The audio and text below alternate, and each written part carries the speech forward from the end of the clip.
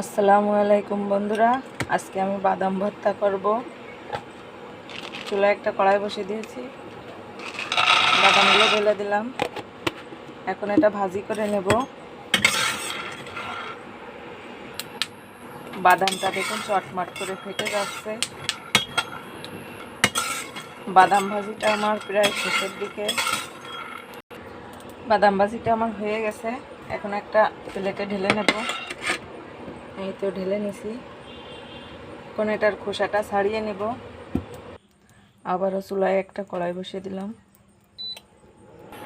অল্প একটু তেল দিয়ে দেব।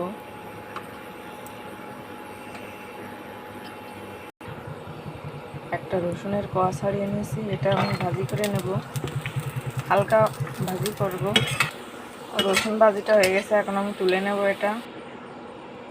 এখন শুকনো মরিচটা ভাজি করে নেব। ঝালটা আমার ভেজে নেওয়া হয়ে গেছে, এটা এখন তুলে নেব। এই যে রসুনটা তুলে নিছি। এই যে আমার বাদামের থেকে খোসাগুলো ছাড়ানো হয়ে গেছে। এখন এটা শিলবাটায় বেটে নেব। প্রথমে শুকনো মরিচ বেটে নেব। মরিচটা আমার ভালোভাবে ফিনিশিং করে বাটা হয়ে গেছে। এখন বাদাম দিয়ে দেব।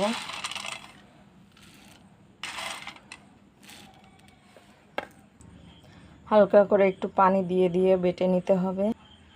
এখন আমি ভেজে রাখা রসুনগুলো বেটে নেব। এখন আমি পেঁয়াজটা বেটে নেব, আদা বাটা করে দিয়ে দেব। ভাত খাওয়ার সময় পেঁয়াজটা গালে বাঁধলে খুব মজা লাগবে।